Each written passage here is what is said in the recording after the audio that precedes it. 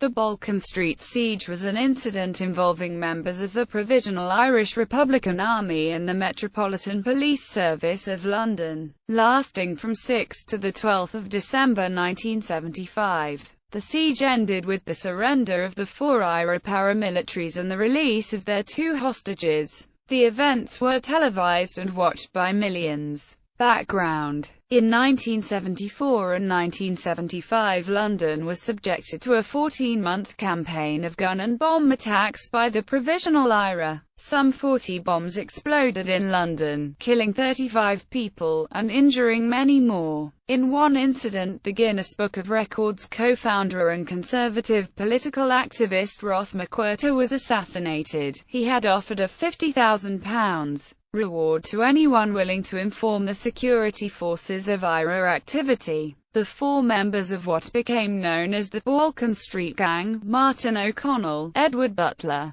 Harry Duggan and Hugh Doherty, were part of a 6-man IRA active service unit that also included Brendan Dowd and Liam Quinn. Quinn had recently shot dead police constable Stephen Tibble in London after fleeing from police officers. The flat he was seen fleeing from was discovered to be a bomb factory used by the unit. The Balcombe Street siege started after a chase through London, as the Metropolitan Police pursued Doherty, O'Connell, Butler and Duggan through the streets after they had fired gunshots through the window of Scott's restaurant in Mount Street, Mayfair. They had thrown a bomb through the restaurant window a few weeks before on 12 November 1975, killing 1 person and injuring 15 others. The Metropolitan Police Bomb Squad had detected a pattern of behavior in the ASU, determining that they had a habit of attacking again some of the sites they had previously attacked. In a scheme devised by a young detective sergeant, the Met flooded the streets of London with unarmed plainclothes officers on the lookout for the ASU.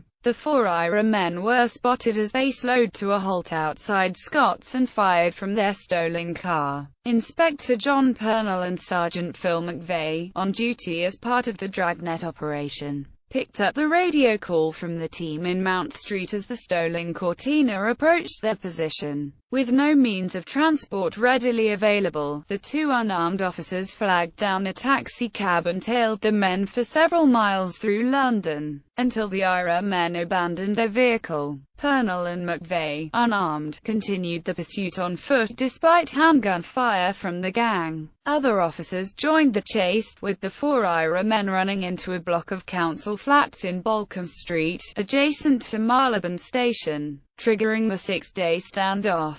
Purnell was subsequently awarded the George Medal for his bravery. Several other police officers were also decorated. The siege. The 4 men ended up in a flat at 22B Balcombe Street in Marylebone, taking its 2 residents, John and Sheila Matthews, hostage. The men declared that they were members of the IRA and demanded a plane to fly both them and their hostages to the Republic of Ireland. Scotland Yard refused, creating a 6-day standoff between the men and the police. Peter Imbert, later Commissioner of the Metropolitan Police, was the chief police negotiator. The men surrendered after several days of intense negotiations between Metropolitan Police Bomb Squad officers Detective Superintendent Peter Imbert, Detective Chief Superintendent Jim Neville, and the unit's leader Joe O'Connell, who went by the name of Tom. The other members of the gang were named Mick and Paddy, thereby avoiding revealing to the negotiators precisely how many of them were in the living room of the flat. The resolution of the siege was a result of the combined psychological pressure exerted on the gang by Imbert and the deprivation tactics used on the 4 men.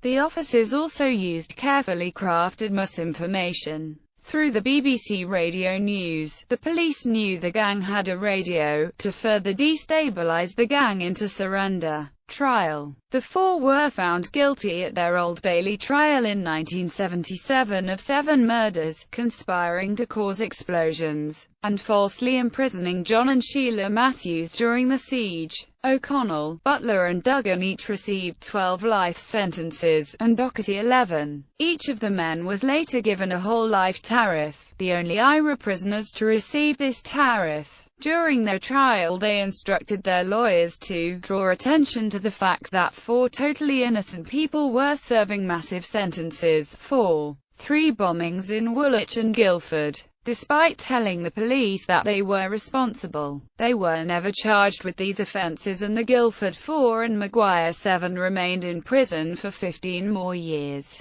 until it was ruled that their convictions were unsafe. Release. After serving 23 years in English jails, the 4 men were transferred to the high-security wing of Portlaoise Prison, 50 miles west of Dublin. In early 1998, they were presented by Gerry Adams to the 1998 Sinn Féin Ard Fierces R. Nelson Mandelars, and were released together with Brendan Dowd and Liam Quinn in 1999 as part of the Good Friday Agreement.